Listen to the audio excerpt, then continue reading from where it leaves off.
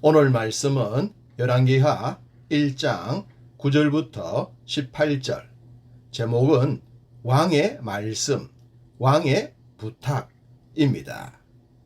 아합 왕의 아들 아하시야는 가지 않아야 했던 세 가지 길을 걸었다고 했습니다.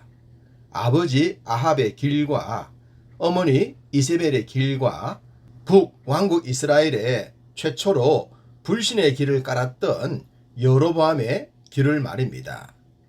그가 왕이 된 후 여러 가지 일을 했겠지만 성경은 그의 마지막이 된 아주 사소한 기록을 상세하게 남겼습니다. 난간에서 떨어져 병이 들었는데 똥파리 신인 블레셋 에그론의 바알세붑에게 물었던 것이었죠. 하나님은 디셉 사람 엘리야를 그의 신하들에게 보내셔서 그 병으로 인해 살지 못하고 죽을 것이라고 했습니다. 신하들을 통해 이 소식을 전해들은 아하시야는 급히 신하들을 엘리야에게 보냅니다. 아마도 데려와서 자신을 향해 했던 예언을 확인한 후에 예언 내용을 돌이키려 함에 있지 않았을까 싶습니다.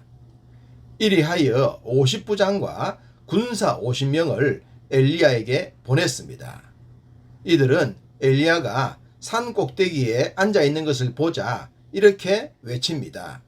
하나님의 사람이여, 왕의 말씀이 내려오라 하셨나이다. 이 말을 듣자마자 엘리야는 하늘을 향해 선포합니다. 내가 만일 하나님의 사람이면 불이 하늘에서 내려와 너와 너의 50명을 살을지로다. 마치 갈멜산에서 바알과 아세라 선지자 850명과 싸울 때에 선포했던 모습 같지 않습니까? 그때도 하늘의 하나님을 향해 외쳤었고 하나님은 곧장 응답하셨습니다. 동일하게 여기서도 하나님은 엘리야의 선포가 끝나기도 무섭게 응답을 하셨습니다. 불이 곧 하늘에서 내려와 그와 그의 군사 50명을 살랐더라. 아주 무서운 일이 일어나고 말았습니다. 그렇다면 왜 이런 일이 일어나게 되었을까요? 그 이유는 엘리야를 향해 외쳤던 말 속에서 찾아볼 수 있습니다. 50부장은 엘리야를 향해 외칠 때 명령형 단어와 존칭형 단어를 사용했습니다. 먼저 내려오라 하셨나이다를 보면 알 수가 있습니다. 엘리야를 향해선 내려오라고 명령형을 사용했습니다. 반면 아하시야 왕에 대해선 말씀하셨나이다란 극존칭을 사용했습니다.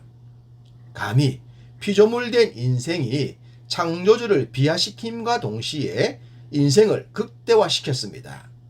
죽고자 하면 무슨 짓을 못하겠습니까만 50부장이 지혜가 없어도 너무 없습니다. 당연히 죽을 수밖에 없었겠죠.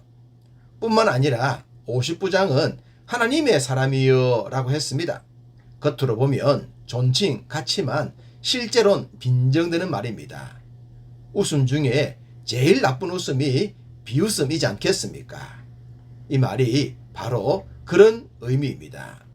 아하시야는 첫 번째 보냈던 50부장과 50명의 군인들이 흔적도 없이 불살라 버렸다는 소식을 들었을 겁니다. 놀라기도 했겠지만 화도 났겠죠. 감히 왕인 내가 보낸 사람들을 그렇게 해? 그래서 그는 또다시 50부장과 군사 50명을 보냈습니다. 아하시야가 보낸 50부장과 50명의 군인들은 선발된 정예의 사람들이었겠죠. 그래서 그런지 몰라도 왕의 정신세계와 닮은 꼴이었습니다. 이들도 아하시야처럼 감히 왕의 명령을 거절해? 라는 식으로 엘리야를 찾았습니다. 그리고 앞서 죽었던 50부장과 동일하게 외칩니다.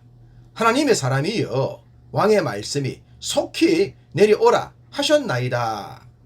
내용은 동일합니다만 아마도 소리는 더 컸지 않았을까 싶습니다. 물론 결과는 앞과 틀리지 않았죠. 이들도 순식간에 하늘로부터 쏟아진 불에 의해 한 줌의 잿더미로 변하고 말았습니다. 우리는 여기서 아하시야가 신하들을 보낸 이유를 점검해 볼 필요가 있습니다. 아하시야는 자신이 궁해서 엘리야를 부르고 있습니다. 따지고 책망할 위치에 있다면 그럴 수 있겠습니다만 지금은 그럴 위치가 아니지 않습니까?